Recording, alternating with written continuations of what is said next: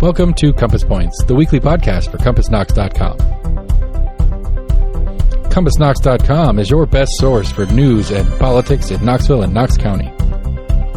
Your hosts today are Scott Barker and Jesse Mayshark, the founders of CompassKnox.com. You can find their daily in-depth coverage and subscribe at CompassKnox.com.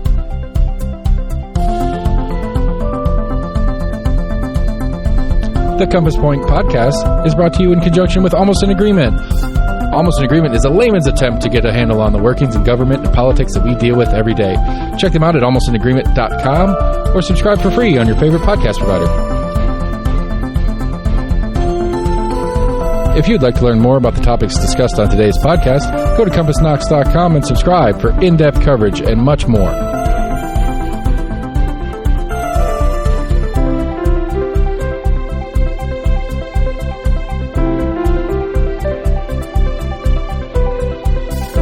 And now, here are your hosts, Scott and Jesse from CompassKnox.com.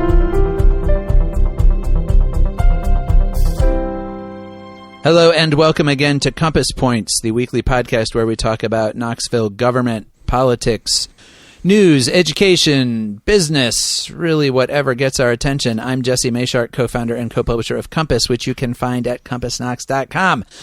Joined, as always, today by Scott Barker, co-founder and co-publisher of Compass. How are you doing, Scott? Oh, just glad to get to the weekend. It's been a hectic week. Has been a hectic week, locally, nationally, and in all ways. We are also joined again by Owen McCarthy, our summer intern. How are you doing, Owen? I'm doing great this morning. Thanks for having me again. So, Owen, real quick, just curious, you've been here now for a couple of months. You've gotten to know the area a little bit, gotten to see our local governments in action in various ways. Tell me one or two things that you think are interesting about Knoxville and Knox County. Well, that's interesting. The last time I was asked this question was a while ago, and Seth, our producer, sort of said that my answer the first time was, oh, people are pretty civically engaged compared to where I come from, which I still think holds true because where I come from is a really small town where like no one knows anything about the mayor or anyone. But Seth said, well, you're in a circle, you're a journalist, and you're always talking to people who are. I don't know. I would say maybe less on the civic side, like I'm thinking about the Benny Smith thing that happened lately. And like last night I was catching some music in Market Square. And so I started thinking about like the music scene that goes on around here a little bit, and that seems pretty cool. I'm a music person, and I think it's just been interesting to see this sort of outpouring for Benny Smith. So I guess I'll say the Knoxville music scene has been an interesting thing to hear a little bit about. Well, that's good. I'm glad you've gotten to experience that a little bit. Yeah. I personally think the Knoxville music scene is a great amenity here. It's certainly been an important part of my experience of Knoxville, and we are actually going to talk a little bit about the Benny Smith situation, which we mentioned last week. We will also have updates on a couple of other issues that we have talked about in the past, some controversial letters that the state election coordinator sent to naturalized citizens, and also the state's anti-drag bill. There was some new developments on all of those this week, but to get us started, we're going to talk about elections and politics because that's what's going on everywhere. It's what's happening at the local level, it's what's happening at the state level, and boy, is it what's happening at the national level. Just all kinds of things going on. So, Scott, I thought we could start off quickly just by mentioning the Republican National Convention, which has just wrapped up, kind of dominated headlines in a lot of ways this week, and we had some of our own local Republicans and state Republicans up there. Senator Marsha Blackburn had a prominent speaking role at the convention, and of course gave a full-throated, hearty endorsement of former President Donald Trump. Blackburn has been a strong Trump advocate and ally pretty much all the way along, so certainly no surprise there. I was found a little more interesting, I guess, comments by Governor Bill Lee, who spoke not just in his own right, but as head of the Republican Governors Association. And again, a very strong endorsement of Trump and really talking about kind of, we Republican governors in the red states are already out there sort of implementing the MAGA agenda. And we want Trump back at the head of the federal government to kind of continue leading that charge. Lee made a couple of comments that got a lot of attention and some criticism afterward. One was, and he was quoting Trump in saying this, and I don't actually remember the context that Trump originally said this in, but he was very much endorsing it, that school choice is the civil rights battle of our time. And of course, Lee has been a strong advocate for all kinds of school choice, but in particular school vouchers, and of course tried to implement universal school vouchers in Tennessee and ran into obstacles in the legislature this year, but now I felt like really using this national platform to do some state politicking. And Lee is also out there supporting some Republicans in primary races, trying to build a stronger pro-voucher majority in the Republican caucus. I guess, how did that hit you? Well, slight exaggeration, I think, and it hit a lot of people that way. A lot of people, because it's not a civil rights issue. I mean, this is, and trying to make it. So some of the comments that you saw on social media and from some Democrats too, was that it demeans the civil rights movement to say that vouchers is a civil rights issue, but of course, politicians always exaggerate. That's one of the job requirements. But that one was particularly a reach. So. Well, and it's especially interesting, as some people pointed out, if you look at the actual history of school vouchers as an idea, it really first caught fire in the 1950s. And it was economist Milton Friedman was kind of the first one to frame the issue, but the first real advocates that he found for it, the first political allies he found to pick up on this idea that you ought to be able to take to take taxpayer funds and use them to go to any kind of school you want, religious school or whatever, that first became popular among white families in the South during desegregation. Yes. And so to take something that really first gained political steam literally as a reaction to the civil rights movement and say that, this thing is now itself a civil rights issue, historically, it's a tendentious claim. And then the other thing is that in the states that have implemented universal vouchers and just made them available regardless of income, regardless of whether students are already in public or private schools, all of that, the early data on those states, and this is not really a surprise if you just think about basic economics, the majority of people making use of those are affluent white families whose kids are already in private schools. Mm-hmm. And so, again, to say that something is equivalent somehow to the civil rights movement, which was all about providing opportunity and access to people who were legally barred from having opportunity and access, and comparing that to something that is mostly being used by people who are already in positions of affluence and power. Again, yes, an interesting rhetorical turn. In line with that, Lee also had this line about that Republican governors are out there, as we have been for generations, fighting against federal overreach and encroachment.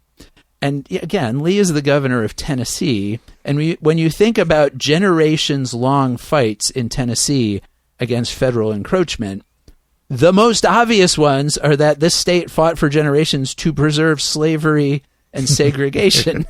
And so, it's an interesting view of history to say that, we have in Tennessee fought for generations against federal encroachment, because the actual examples of that aren't necessarily things that, even Lee himself is going to be out there bragging about. Yeah, that definitely shows kind of ignorance of history, our state's history, and in generations, hooey. I mean, Democrats ran the state of Tennessee, segregationist Democrats, for the entire time since the Civil War, up until the 1970s, and then there was some alternating. So it's not been, and even so, Lamar Alexander didn't exactly fight against government overreach. I mean, he was a conservative Republican, but I don't think I don't recall that fighting Washington was his big his big calling card. So, and even if you want to bring it up to more recent times, the primary areas where the state has been pushing back against the federal government is refusing to expand Medicaid. Yeah. And that's, you can say that's federal overreach, but also there's a lot of federal money involved. Mostly what that is refusing federal money that could be used to help poor people in Tennessee who don't have health insurance. So these are the great stands against federal encroachment that have actually gone on in Tennessee. Nevertheless, that was Lee's rhetoric at the convention, and it was well received. There was also an interesting report about a breakfast that was held for the Tennessee delegation at the Republican National Convention, and probably all of the different states there had their own gatherings, but at the Tennessee one, according to an account in the state's newsroom, or not state's newsroom group, the Tennessee Journal, U.S. Rep. Tim Burchett, our congressman, and County Mayor Glenn Jacobs both addressed this gathering. Jacobs at least wasn't quoted as saying a whole lot, except referring to Trump's assassination attempt and his reaction to it, standing up, with his fist clenched, saying "fight, fight, fight," and Jacobs said admiringly, "That's the baddest son of a bitch on the planet." Maybe not the most eloquent words, but not really a surprising statement from Jacobs, who occasionally does like to get back into his old wrestling trash talking persona. Somewhat more interesting was Burchett's talk, because he apparently went off about how everything that we've been told about the assassination attempt is a lie and a cover-up, although it doesn't sound like he exactly gave any details. And of course, he's been out there blaming the whole thing on the fact that the Secret Service is run by a woman who he has strongly implied is unqualified for the job, even though she had been in the service for 28 years and had risen to assistant deputy or assistant director ranks and so forth. But he's kind of locating all of that over there. And then also, I guess, just went on sort of a wide-ranging diatribe against all of our institutions, including the media, and government in general, being openly Marxist. And, when I hear politicians, I mean, Burchett himself is an elected politician from Tennessee, and he's saying that government here is openly Marxist. It's just always kind of funny to me we live in East Tennessee. We don't have openly Marxist anything. No, not at all. It's, and it's just, again, it's one of those distortions that politicians will go in. You've got you've got people, if you're liberal, you're a Marxist. If you're conservative, you're a fascist. And so it's just kind of one of those things. Those are kind of terms that when I hear them, I almost tune them out because they're right. It's not serious. It's not serious discussion of our actual political situation when people are throwing around those kinds of words. And I have to say, there's just a real cognitive dissonance that the RNC is supposedly about unity this time around. It's what we keep reading. Even Trump's speech, is trying to rebrand himself as this I'm going to be the president for all of America, not just half. And then of course, an hour into his speech, it was just the same old Trump. But to make that the whole tagline, it's just so disingenuous. Like, it's just ridiculous, because then you have someone, like we're saying, just throwing around the word Marxist when, like, where are the Marxists? Like, they're nowhere. Right. And especially when we have a situation where polls are still very close, whatever ends up happening on the Democratic side of the ticket. Trump is leading in most polls, but, it's a 2 to 6 point margin or whatever. And so if you're somebody looking at that and trying to say, well, this one group here is the real Americans and this other group are the Marxists or whatever, it's like you're talking about close to half the country in either direction. Yeah. That's true. And so for anybody to be kind of like, we're going to unify the whole country except for these people we hate, but the people you hate are like half the country. So, right, like you're saying, a unity. And we will see, I'm sure, well, let's assume the Democrats themselves can achieve some sort of unity by the time they have their convention, because they're having difficulty with that right now.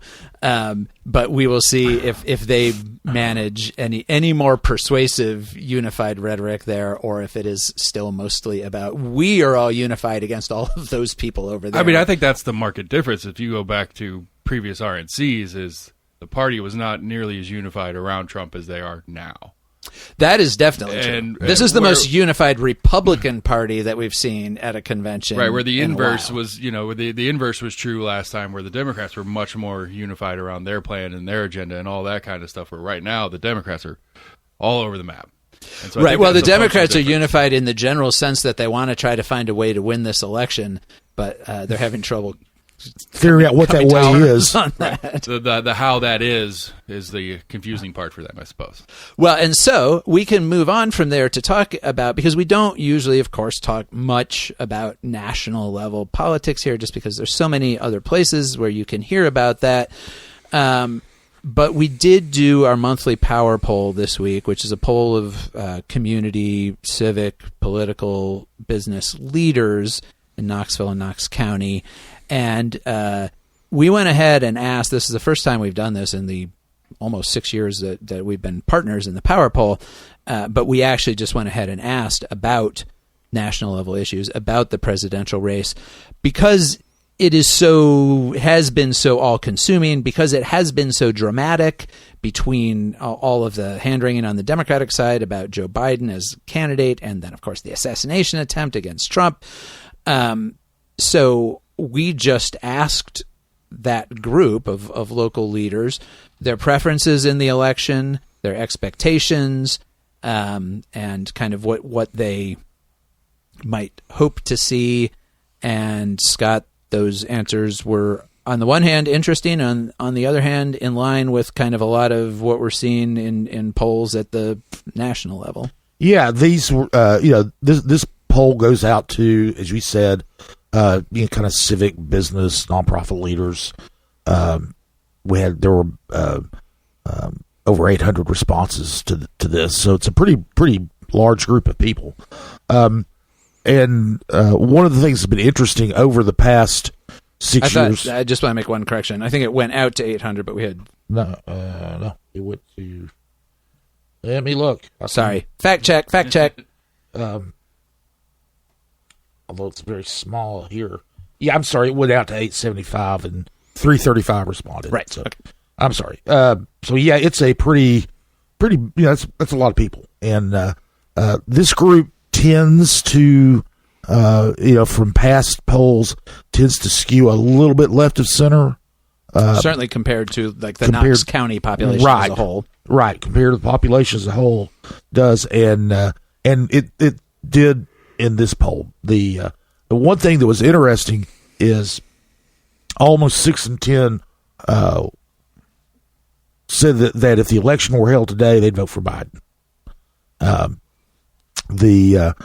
But just about the same amount said we think Trump would win if the election were held today. So and they also a majority of them also would like to see Biden step aside and allow someone else. We didn't go into detail about who, but someone else Well, and those things, obviously, you can see a forward. connection, because if most people would prefer for Trump to lose, but most people expect Trump to win, then it makes It's sense Biden, that most yeah. people might like to see some candidate other than Biden against Trump, because it doesn't sound like people are feeling very hopeful about seeing the result they want to see right now. Right. Yeah, they're pretty pessimistic. And the assassination attempt just kind of made them even more pessimistic, because they think that that's going to make Trump stronger. Only 1% said it wouldn't help him. So, it was or it would make it less likely for Trump to win. 69% said it would make it more likely that Trump would win. And, and then we had a couple forward looking questions too. And it was real interesting that they're really pessimistic about the rest of the year. And not just from the standpoint of the election would not turn out the way they wanted to go, but they're worried about violence.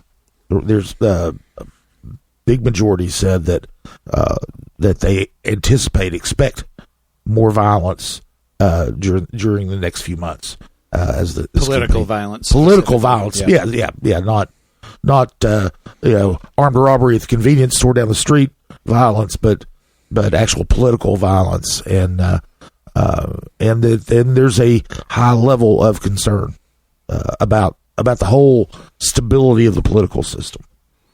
That's not good. It is not good. Well, I think it's reflective of what we were talking about at the RNC, is that this rhetoric game that we play has, especially under the Trump era, has ramped up into more extreme versions of words of the enemy, of whatever that is. I don't know, my take on specifically the assassination attempt, but the whole thing in general, the idea of more political violence down the road, starts pre-January 6th and all that kind of stuff, is that this existential threat argument that is made on both sides constantly about the end of everything we know and love if that happens. Just it's not a big leap to go from, well, if that's the worst thing that can happen, what can I do to stop it? It's not a huge logical leap for people to make.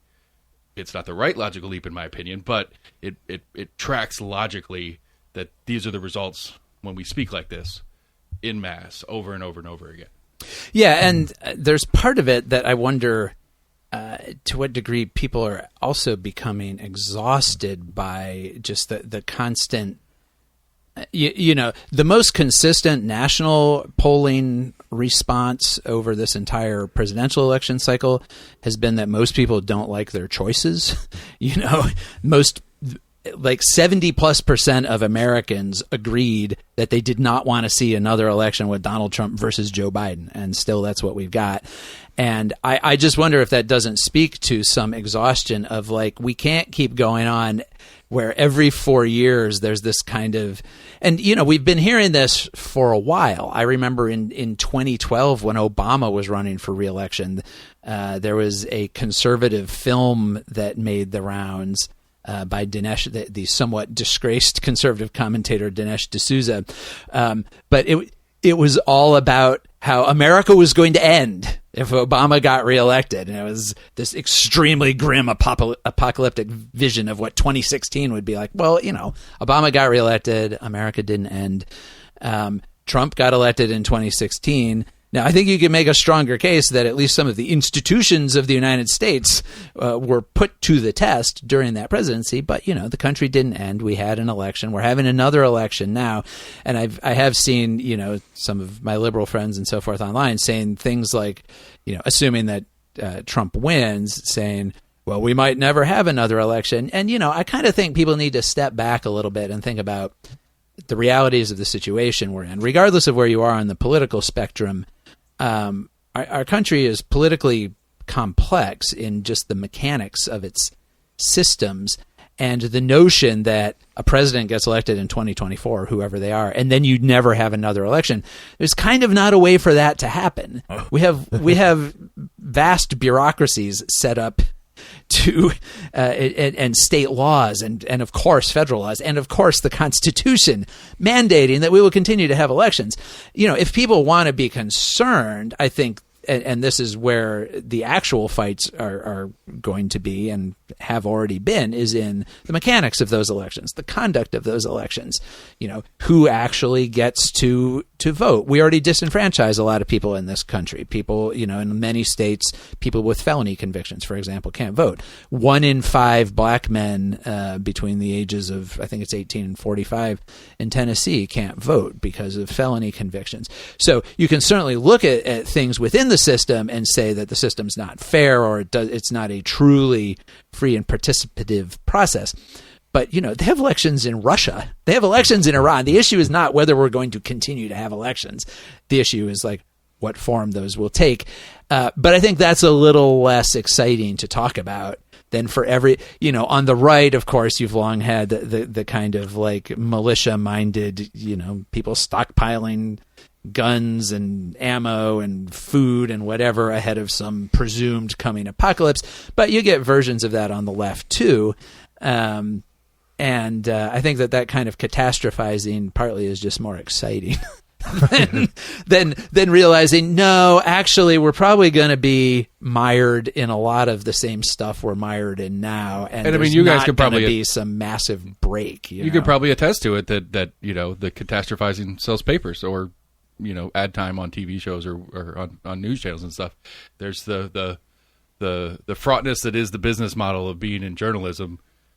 It kind of incentivizes the journalism side to push that as well, which is its own set of problems. Sure. Well, again, it's exciting. And our entertainment is also full of apocalyptic dystopian visions and everything. All of these things are it makes you feel like you're living in a more exciting time than the time we're actually living in, which it's not that it's not exciting or, threatening or whatever adjectives you want to use. But, a year from now, we'll probably still be doing this podcast. Most of us are still going to be going to the grocery store. That's not to say that the consequences of this election won't be real for a lot of people, depending on which way it goes. There's certainly, bad things that can happen to people, to the environment. It's not that there aren't things at stake. It's just that, as you're saying, Seth, the level of the rhetoric tends to, I think, it's extremely stressful for everybody. Very. And then also, it's like I was saying before, it's exhausting. And I do think that part of what we're seeing in sort of the general distaste in the overall electorate toward this whole election is just I think people are kind of tired. I think Jon Stewart had a great monologue, and this was pre-assassination attempt, just begging the DNC to at least show you're listening to the people with giving them an option that they actually care about instead of just force feeding us another one of these names that we've known for years. And it was I don't know. I love Jon Stewart's monologues. He's usually really good at them. Don't always agree with him, but I thought that one hit the nail on the head. It's just I think we as the populace are begging for anything that feels like it's actually representing us anymore, because I don't really think, and I think it's general, and I think our power poll shows similar. It's nobody feels like this is representative anymore. Yeah. Well, and, a lot of that stuff is going to happen at the national level. It does seem like the Democrats are sort of trying to inch toward presenting another choice. Their big obstacle appears to be that the person who is their current choice is not real enthusiastic about changing that. So we'll see what happens there. But let's turn our focus back locally real quick. We do have another election going on here, the August 1st county general election, state and federal primary, and early voting is going on right now. It continues through July 27th. And Scott, how are the numbers in the early voting turnout looking so far? Well, we're getting on weekdays. We've got this is Friday morning. We've got numbers on the first 5 days, which went through last Wednesday, and they're running 1,700-1,800 a day during weekdays. It's less on Saturday. There are 11 locations. The usual suspects downtown West, particularly is the heaviest place. The more Republicans are voting than Democrats, which is by about 60-40.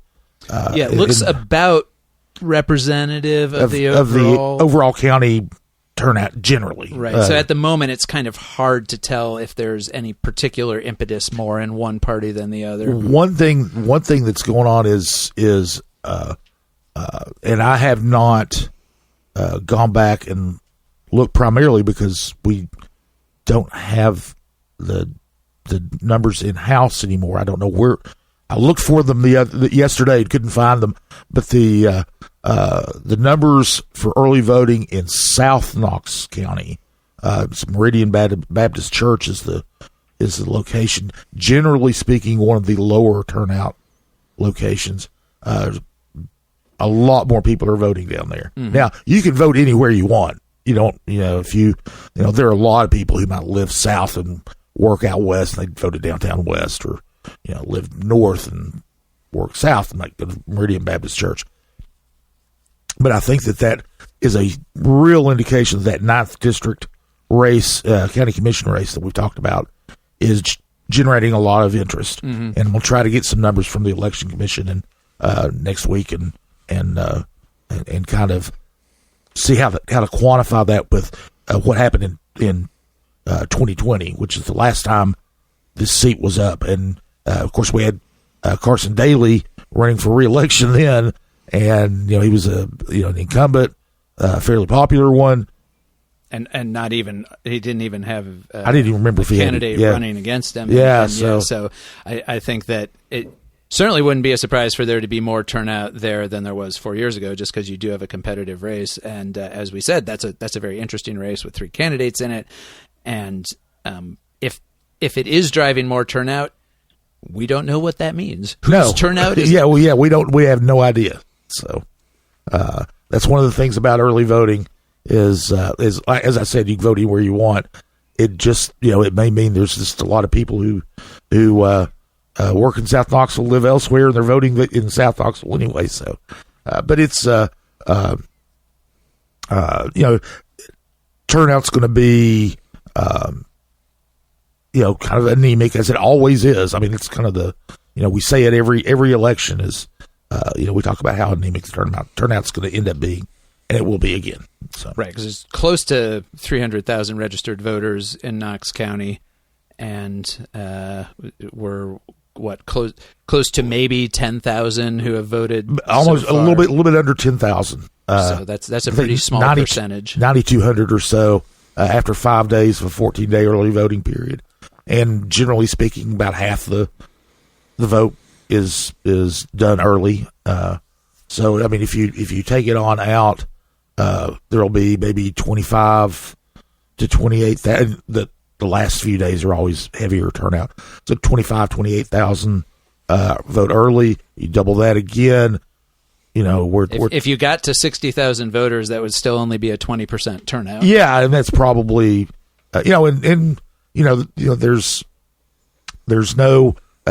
the presidential primary was in March. There's no governor's race. There's no county mayor's race.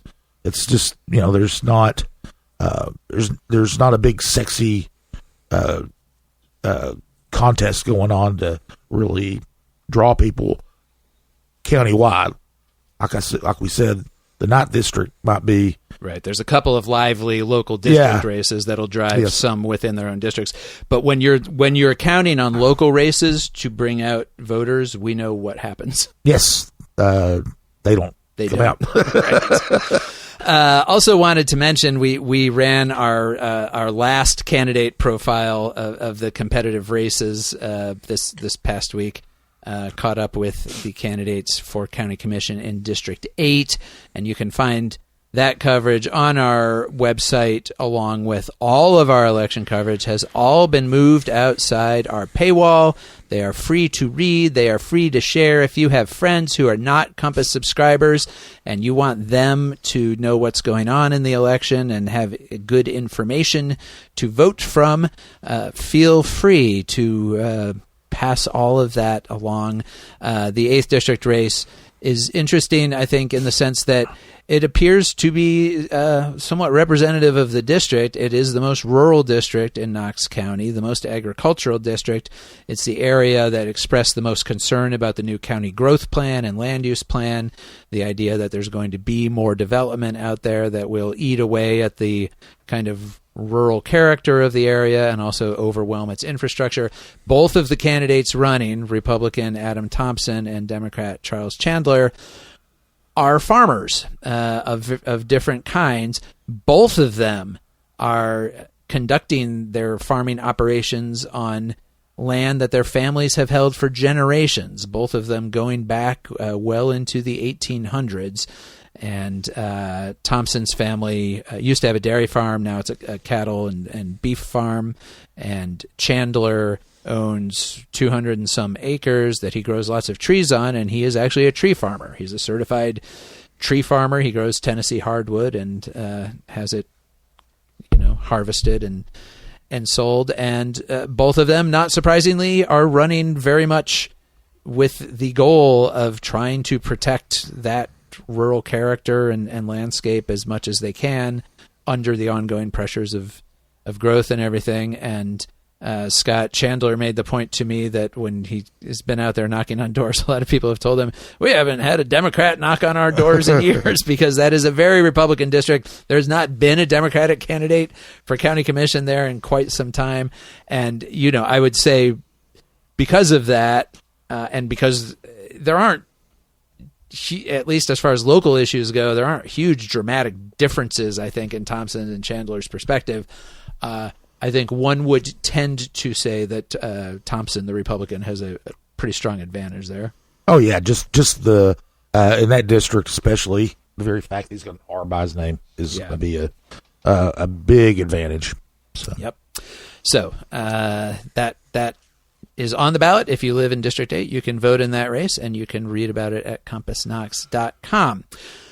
All right, another. As if we didn't already have enough electoral stuff to talk about, there was some discussion in two different ways this week about changes that could affect future elections.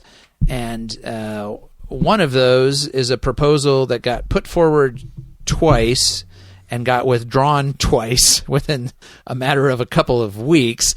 So I'm going to just explain what it is, but just know that this is actually not something that is currently up for discussion or vote, although it almost was.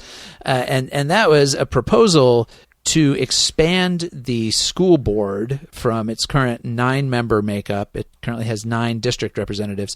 And the proposal was to potentially expand it to 11 members by adding 2 at-large representatives, which is basically the exact configuration that County Commission currently has. And this was initially raised by County Commissioner Kim Frazier, and she put on the County Commission's agenda for this month a proposal to put this to a referendum, because the makeup of the school board is set in the county charter. To change it, you have to change the charter. That can only be done by voters. It's not something that County Commission can do unilaterally. But what County Commission could do is put a proposal on the November ballot asking people, do you want to add 2 at-large members to the school board? So that was the proposal that Frazier first put forward. But then she withdrew it from the agenda before Commission even got to have their agenda review meeting last Monday. And I asked her about it, and she said it was something that she had been thinking about for a while. She is an at-large commissioner herself. She thinks there's value to having at-large representatives on a body, especially in a county as big as Knox County, that can kind of have a county-wide view of the needs of, in her case, county government, but this would be, in the case of the school system. But then she said she thought some people were trying to make it political, and so she withdrew it. And the reason that where politics comes into this is that at-large seats can have a politically distorting effect, because if you think about it, so the school board right now has 5 Republican members, 2 Democrats, and 2 independents. That makeup is going to shift a little bit with these elections, depending on the way a couple of elections go. But it has been a fairly closely divided board in a lot of ways. But Knox County, as we mentioned earlier, overall tends to vote Republican, around about a 60-40 divide depending on the race. And so if you just add 2 new county-wide seats to the school board, the most likely result that you get, at least in the near term, given the current county demographics, is you get 2 more Republican members of the school board. And so you would bolster that Republican majority considerably on the school board. And Frazier, I think, wasn't comfortable just being perceived as doing something that just kind of looked like a bit of a power grab by the Republican Party. In fact, one of the Democrats on the school board, Catherine Bike, called it exactly that. Then Kyle Ward, county commissioner for the 4th District, picked it up after Frazier dropped it and added it back to the agenda. So they did talk about it at last week's agenda review meeting. And not surprisingly, one of the 2 Democrats on county commission, Courtney Durrett, kind of drilled into this and just asked him, where is this coming from? Like, who's asking for this? Because I haven't heard anybody ask for this. And he was a little bit evasive and said, oh, people have approached me and so forth. And I talked to Ward after the meeting, and he was a little more forthcoming and said, well, there are Republican parents who, given everything going on with school boards, which I think he was referring to sort of national culture war issues around schools and books and LGBTQ rights and so forth that we've talked about in other contexts, that, Republican parents specifically feel like they want some more representation. So he more or less acknowledged that that's where this was coming from. It was coming from a Republican standpoint, wanting to have more power on the school board. And a couple of commissioners kind of raised questions about it. A couple of other commissioners said that they thought that if they were going to add more members to the school board, it shouldn't be at-large members, that actually the county has gotten so large that it needs more districts, that each county commissioner right now, each school board member is representing more than 50,000 people, probably edging up towards 60,000, and that it would make sense to actually have smaller districts, be more manageable, you could get more direct representation.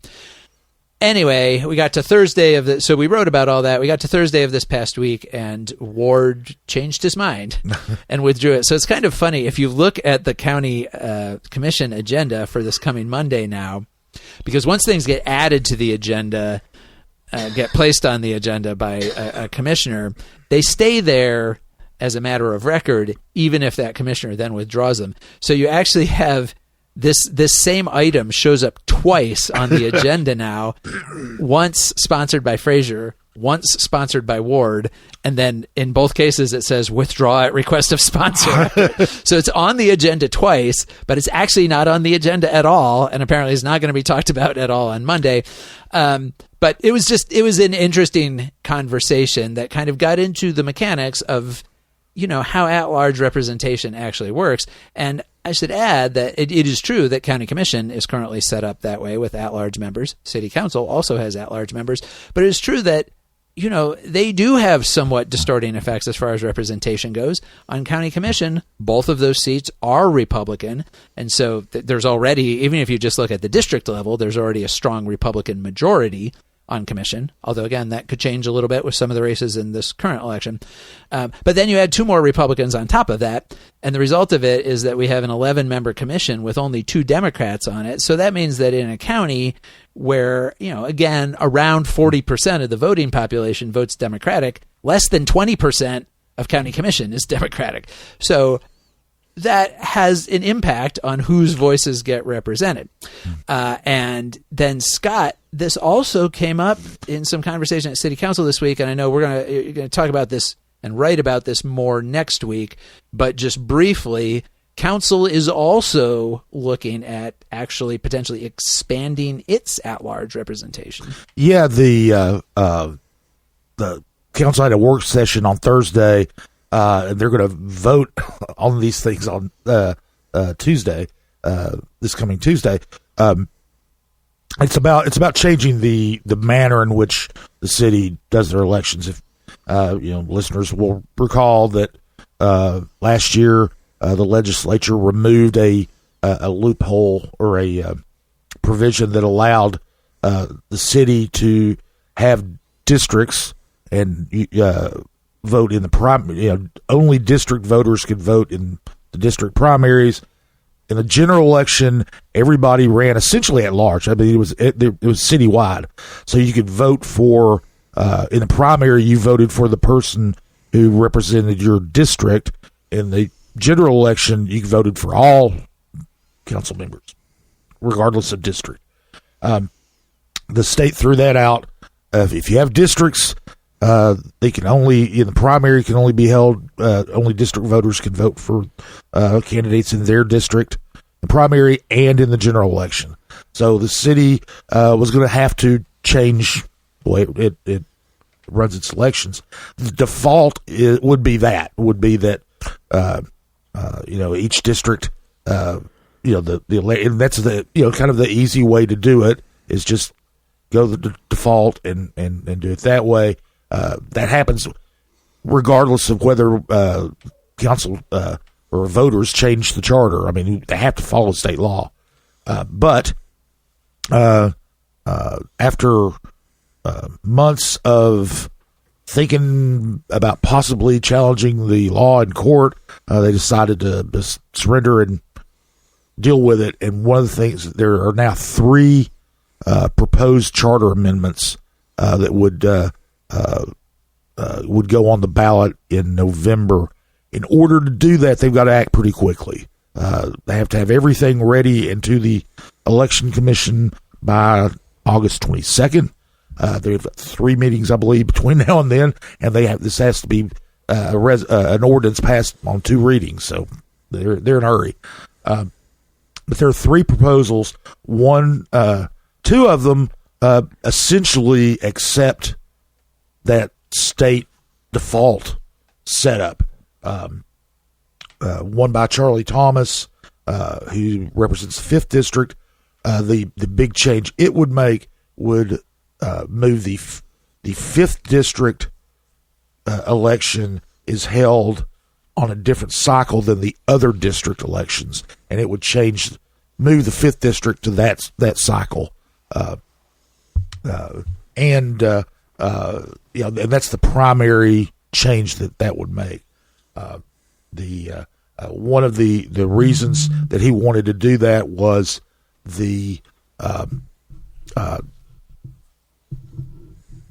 if we kept it the way it is, the cycles the way they are now, then we keep the cycles the way they are now. The 5th district voters would only vote every 4 years. They'd be, whereas other city voters would vote every 2 years. So he thought that would be more equitable that way. The other proposal that kind of accepts the default setup is from Councilwoman Amelia Parker. It would just keep things exactly the way they are, leave the 5th district where it is and all. But the main thing it would do would be to change the way that election ties are broken. Of course, that happened to her in 2017 when she ran the first time. She finished in a tie for 2nd in a district race. Council picked the other candidate who came in 2nd. And her proposal would be in the future,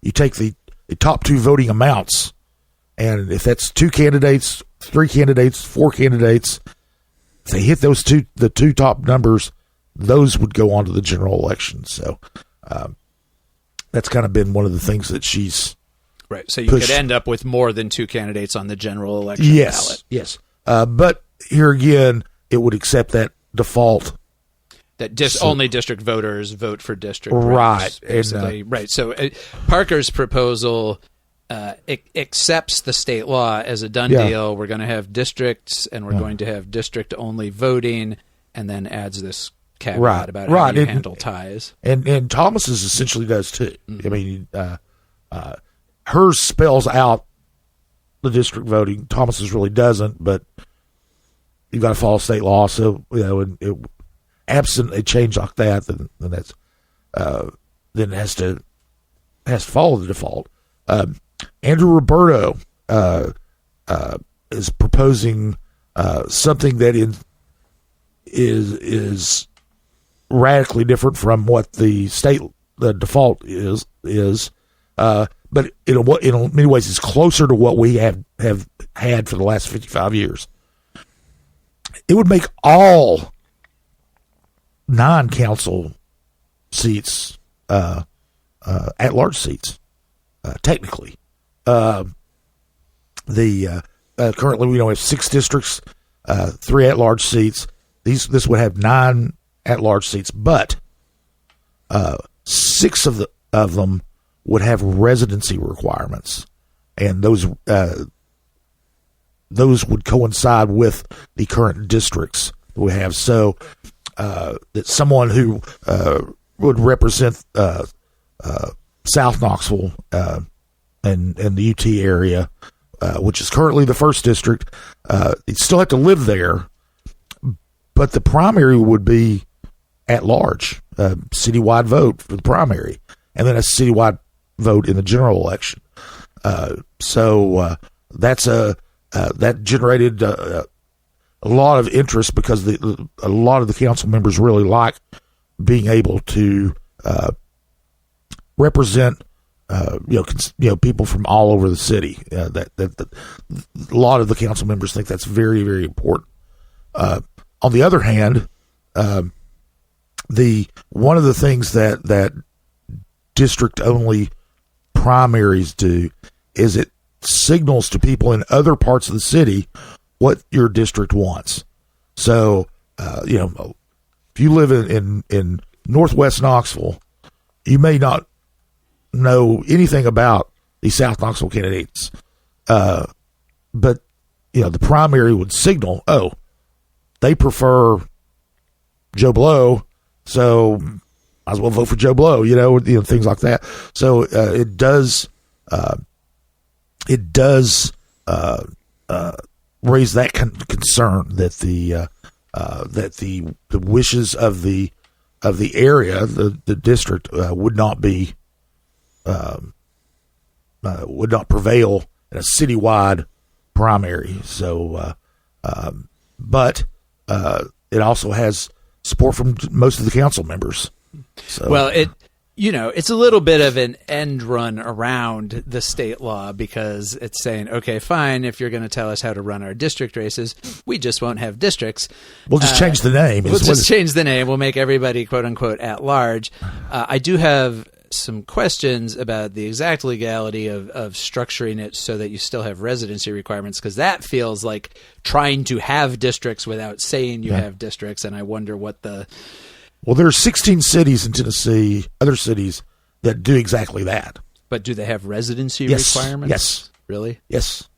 That is the one of the things that that they talked about at the workshop is that the Municipal Technical Advisory Service at the University of Tennessee, they're basically advisors to municipalities, worked with Roberto in crafting this, and there are cities that do that.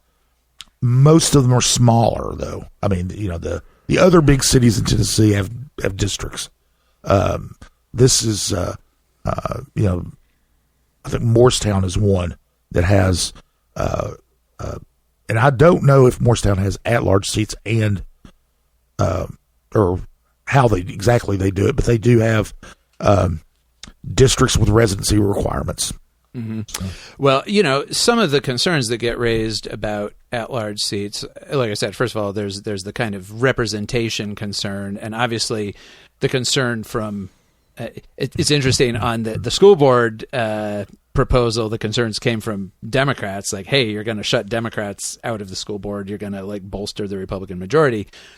On the city side, even though they're nonpartisan races, city council overall and the city voting population in the last couple of decades has become pretty solidly sort of, center left, broadly progressive. Yeah.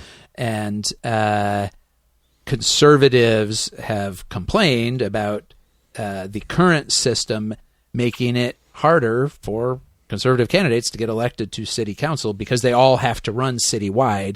So you're running with a voting population that is broadly pretty progressive. As we know, the push to make this change to state law came from one of our conservative Republican state representatives, Elaine Davis, and her campaign guru consultant, Eric Wyatter, with the pretty explicit aim of making it more possible for more conservative candidates to get elected, at least in a few of the more conservative districts in the city. Because if you are only voting within a district and you happen to be in, say, the 3rd district, which is one of the more conservative districts, that would make it easier for a conservative candidate to get elected to council. And so I assume that they would have the same concern with something like Roberto's proposal, which is, looking to make everything at large. And again, every single candidate has to run with that same voting base. And, I think there's a philosophical argument you could make there that you end up with, just as in the case of county commission is not representative of the actual people who live in Knox County. Something like this, you could certainly, because even though the city is broadly progressive, there's conservatives and Republicans who live within city limits. And if you kind of make it so that they kind of can't get elected to city council, are you really providing representative government at that point? The other question and challenge is that at-large races are more expensive to run. If every race, and already city council candidates have to run at-large in the general election, so that's more expensive, but at least they only run their primary in the district, which just costs less to run in a district. And so then, I think one concern could be, will it make it harder for some of your classic types of local representatives, like your neighborhood association president who's super involved with the community, but maybe doesn't have a ton of money and isn't well known outside the community, and so can't easily raise a ton of money. And then they end up running against somebody who maybe isn't real engaged or well known in the community, but, is like a realtor and is able to generate lots of donations from realtors and developers citywide, and can just kind of overwhelm the actual more engaged local voice. Like there are, I think, both philosophical and practical concerns about making that kind of change. Yeah, and that was we'll be going into that next week, because that was one of the issues raised, is that somebody who might be a well-known community advocate or work with a local nonprofit group who has a lot of respect within their a district, and be completely unknown outside of that district, and also not have the funds to run, and that is a concern that has been raised already and will come up again on Tuesday. I'm sure one of the and that concern about conservatives not being able to win these races is real. I mean, the you mentioned the 3rd district, not this past election, but the election before. Seema Singh, who is one of the most progressive members of city council, lost in the primary, or came in second in the primary. You don't lose a primary. Came in second in the primary to conservative, and then in the citywide race, easily won. And you get this kind of, uniform council. It's always been that way. In the 1990s, Victor Ashe was the mayor.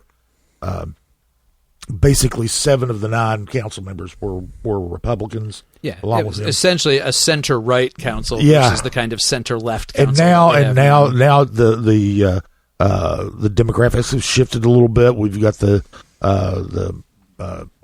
is a little bit more progressive, right, left of center, and therefore everybody on council just about is left of center. And so you could say that enables them to speak with one voice, but you can. I think the more accurate way to put it is there are a lot of people who who feel like they don't have representation on council. Right. Well, so you're going to be writing about all of these proposals in detail. That'll be in our Monday edition. And then council is going to actually have to make a choice on Tuesday and figure out which, if any, of these they want to actually put on the ballot for November. Right. If any of them. I mean, they could decide not to put any of them on the ballot and just, take the default ruling from the state. So, and that has to be done in 2 readings. So this meeting on Tuesday, and 2 weeks from then, second reading. Then they would have to, if whatever comes out of that, they have to get the question through the law department, the actual wording that goes on the ballot. That has to be to the Election Commission by August 22nd. All right. So we will have plenty of coverage of all of this next week, obviously, because some choices will be made. Okay, let's talk about some non-election news, because why not? There were a few things that happened. Owen, you earlier mentioned the situation with Benny Smith at WUTK, and that was interesting to watch. We last week talked about reports that he's the longtime general manager of WUTK 90.3 FM, the college radio station at the University of Tennessee, for those of you not familiar with it. And Smith had been running that station for basically the last 20 years. He's a University of Tennessee alumni. He came up through that station, very engaged in the local music scene for decades, and has really helped make WUTK not just a student training platform, which it certainly is, with lots of student DJs and student-hosted sports talk shows, which actually I think are kind of fun to listen to, even though I'm not much of a sports talk guy, but it's fun to hear what the kids have to say. But also has really made it central to the Knoxville local music scene. They have a monthly show that only plays local, or weekly show that only plays local acts. They sponsor concerts and events throughout the community, and they also have had a number of community volunteer DJs who are not students. Most of them are UT alum, but who fill in a lot of the slots that are maybe hard to fill with students. They keep the station going during down times, and several of them had built up, popular local shows and sizable followings. And all of those volunteers were also told in the previous week, we don't need you anymore. It's going to be strictly a student and staff run operation from here on. So what happened this past week was basically we got some resolution in this. First, there was an email that went out from Joseph Mazur, who is the Dean of the College of Communications and Information, which houses WUTK and WUOT, and is incorporating both of those into something they're calling the Media Center, which is bringing together really all of the campus media, both of those radio stations, the Daily Beacon newspaper. There's a campus feminist magazine called Ablaze that's being folded in there. Land Grant Films, which is a sort of student and faculty-run documentary filmmaking organization. All of that's going to be under this one umbrella. And so Mazur sent out this email kind of reiterating that, yes, we're making changes, we're moving to this new structure for all of these existing entities, and that Benny Smith is retiring. It was the word that was used at the end of the year as general manager, but it's also pretty clear that he's basically out as general manager already. The station is under interim leadership, and Smith will kind of continue providing, guidance and consulting and so forth, it said, through the rest of the year until his actual employment at the university ends. Smith then released a statement confirming all of that, and also confirming that, with the changes coming at WUTK, he thought now was the time to go. There was a lot of discussion and kind of off-the-record type information that floated around social media around all of this. But it's pretty clear that the university is making changes. They have this asset, this college radio station, that they want to do some different things with. Smith is the guy who's been there running it for 20 years. He's kind of got things working the way he likes them and fulfilling the community needs that he sees.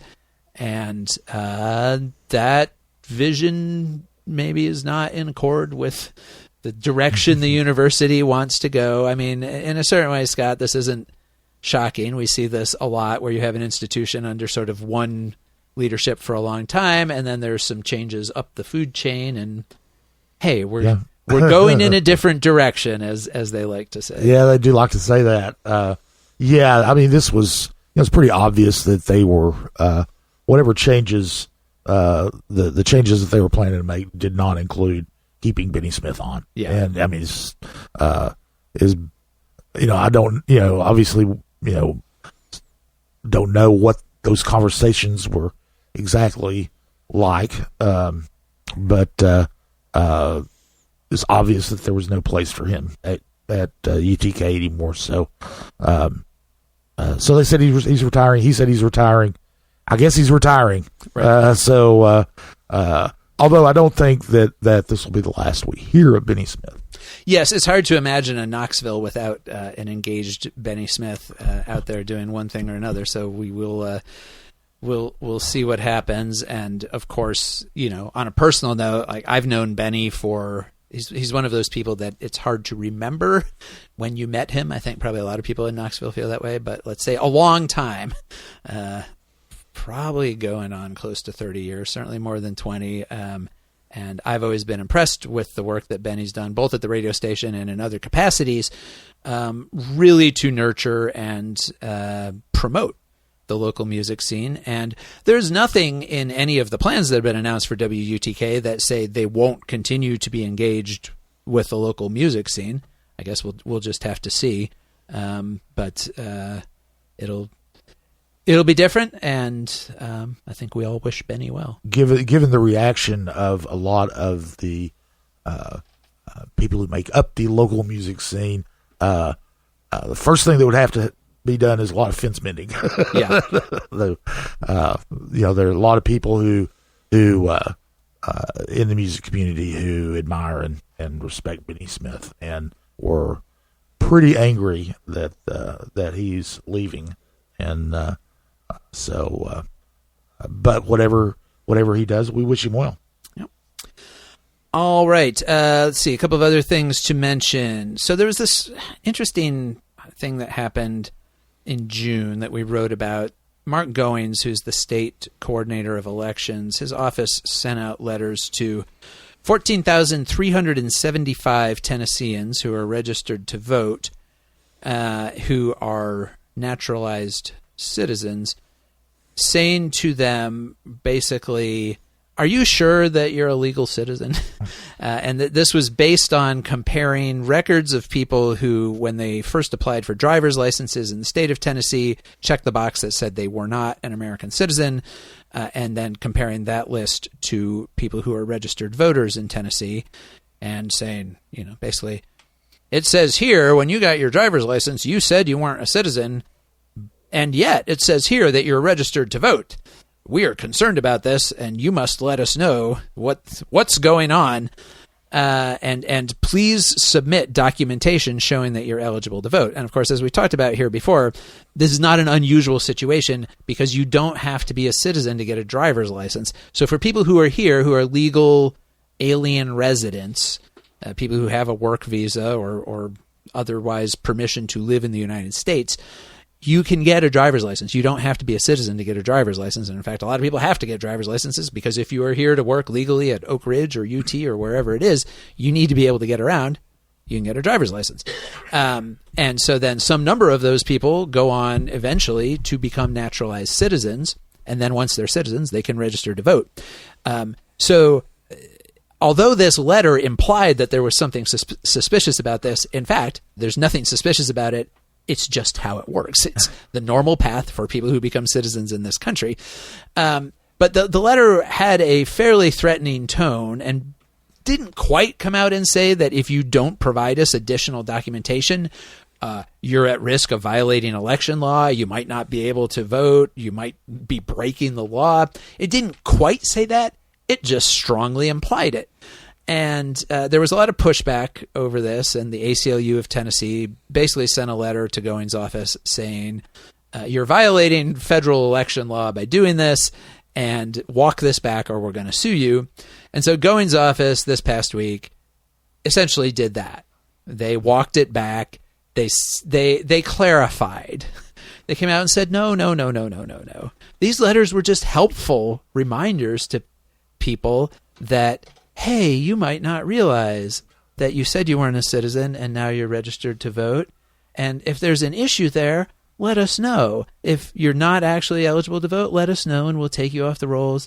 And if you are, don't worry about it. And that was the main thing he said was people who are legal citizens who are registered to vote do not actually have to comply with this letter we sent out asking them to send in documentation.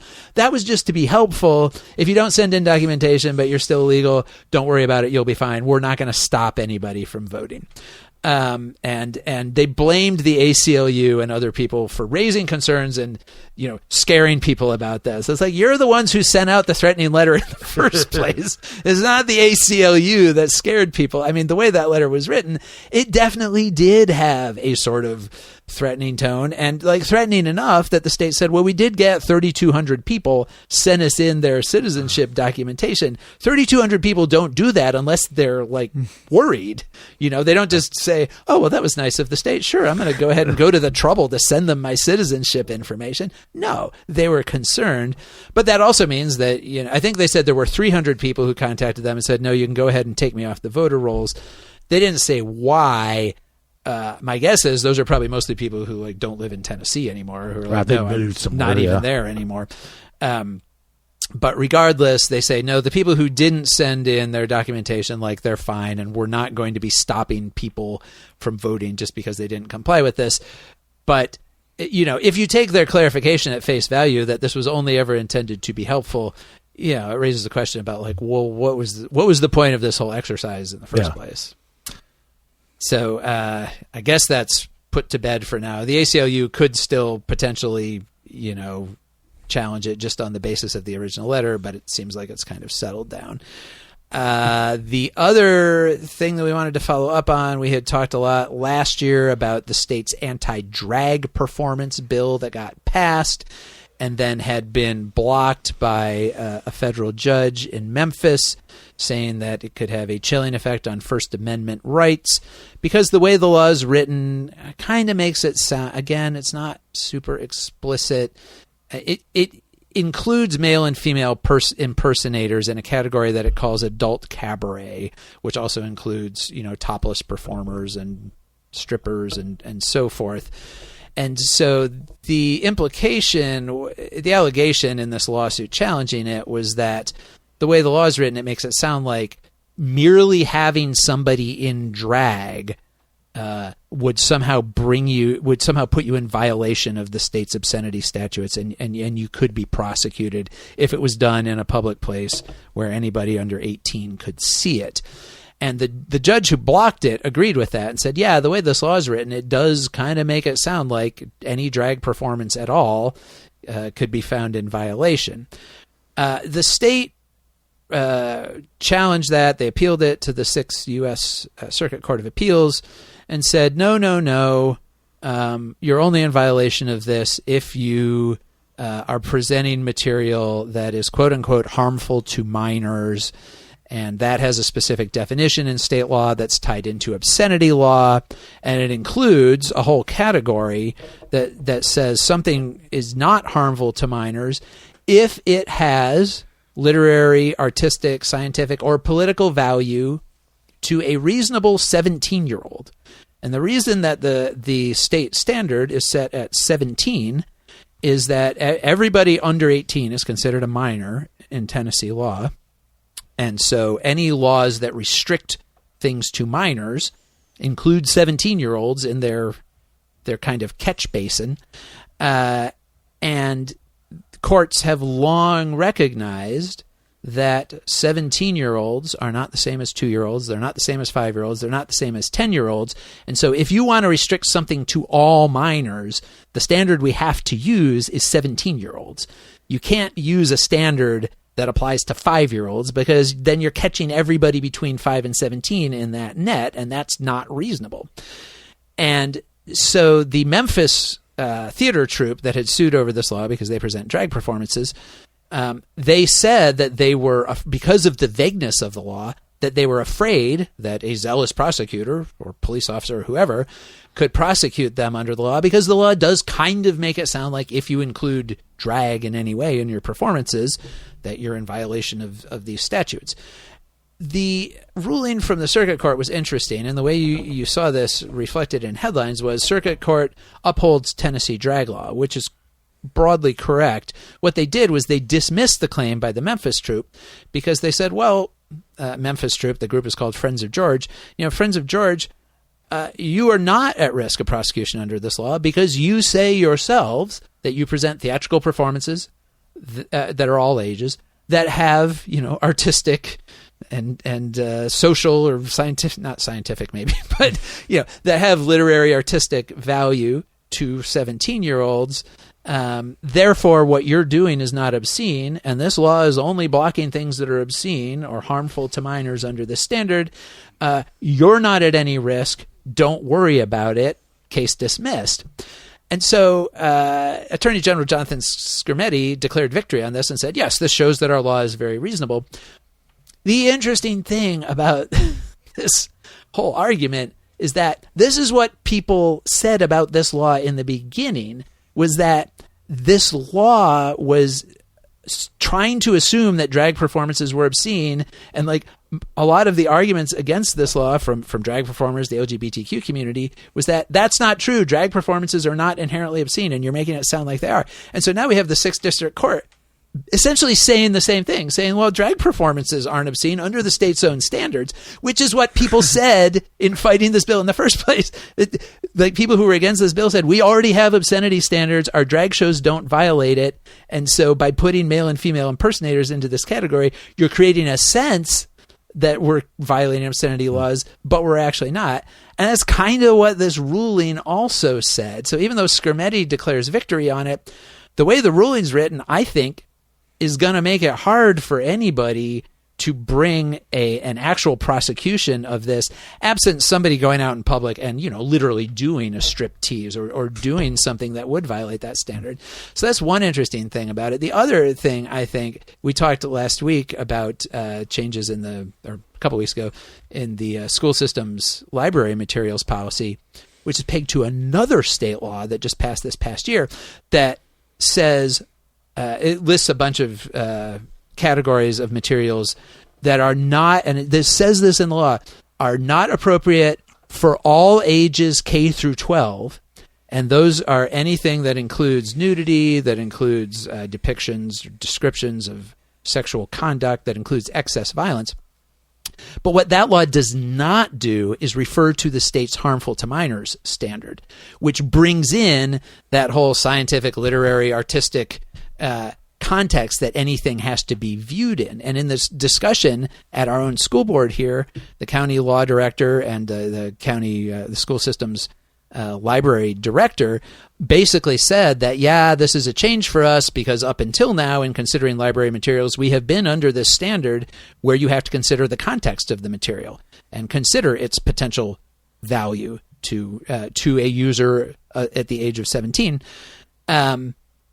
But now the law says, no, you don't consider that. And so this same harmful to minors standard that was just upheld by the Sixth Circuit, and that the state attorney general is out there championing and saying, yes, we have a very reasonable harmful to minors standard, that standard is not referred to in this library materials law, and the law does not allow any contextual analysis. And that does not seem to be in accord with the ruling we just got from the Sixth Circuit, which said the drag ban is okay, or the drag bill is okay because it does recognize that harmful to minors standard and the contextual framework that you have to apply to it. So The library materials bill has not yet been challenged in court. We have not yet seen the consequences of it and what books are going to be removed. And so, Scott, it may just take another lawsuit along these same lines for the state to really figure out what it means and what it's trying to do when it talks about restricting materials for minors. Almost all of these laws like that wind up in court, and we have judges who end up deciding exactly what they mean, and it's going to be the library bill will be challenged, and we'll see.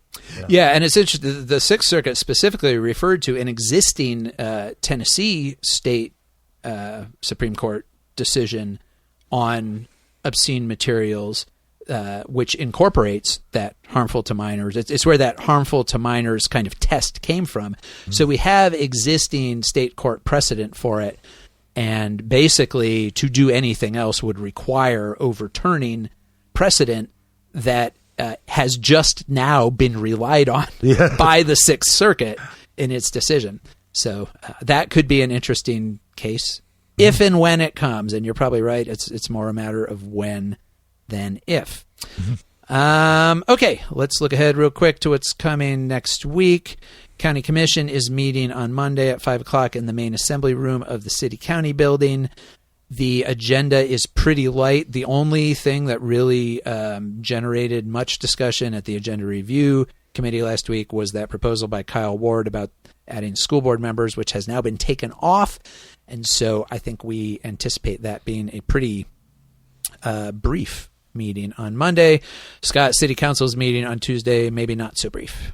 It will not be brief. I'll just make that prediction right now. We spoke earlier about the proposed charter amendments. All three of those will be on the agenda. There'll be a vote on first reading on it, on those proposals. There's also a bunch of other stuff on the agenda. One is the new contract with Tennessee Valley Fair, another 3 years. No money changes hands there. The fair organizers pay for the utilities while they're there at Chilhowie Park, but other than that, there's no money changing hands. There is a $4.6 million contract for the next phase of the Gateway Park Urban Wilderness construction there.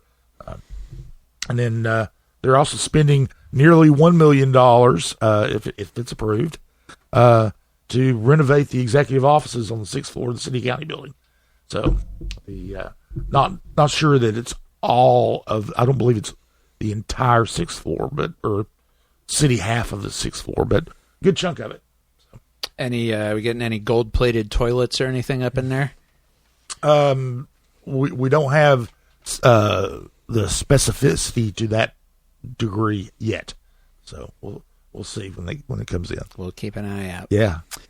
All right. Well, also need to remind everybody that if you have not yet voted in the August 1st election, early voting ends this coming Saturday, July 27th. So you have this week to do that if you want to get your ballot in. I have voted because I'm going to be leaving town next week. I'll be absent from the podcast for a couple of weeks. Hopefully, Scott and Owen and Seth can handle things here. And anybody else have anything you want to add? Closing comments, remarks? What was that about the free coverage on the website? Something? I remember hearing something about All that. of our election coverage at CompassKnox.com is outside our paywall. You can read it. Your friends can read it. Your parents can read it. Anybody can read it. Share it around. And if you have any questions about the mechanics of voting, where to vote, when to vote, all of that, or if you want to see a sample ballot, you can go to knoxvotes.org, which is the website of the Knox County Election Commission. All right. Well, everybody have a good week, and at least some of us will be back to talk to you again next week. Thanks, as always, to Lord Seth Barber for his production work here at Barbarian Productions. Our theme music is by Will Wright. We'll talk to you later. Welcome to Compass Points, the weekly podcast for CompassKnox.com. CompassKnox.com is your best source for news and politics in Knoxville and Knox County. Your hosts today are Scott Barker and Jesse Mayshark, the founders of CompassKnox.com. You can find their daily in-depth coverage and subscribe at CompassKnox.com.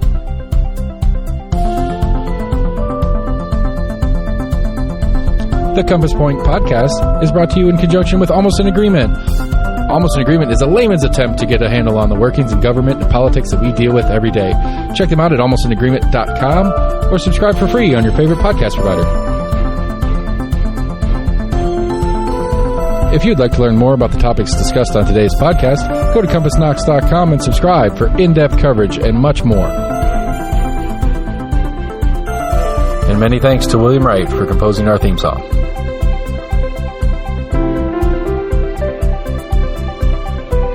Compass Points is a partnership of Barking Shark Media and Barbarian Productions, and recorded by Lord Seth A. Barber at Barbarian Studios, Knoxville, Tennessee.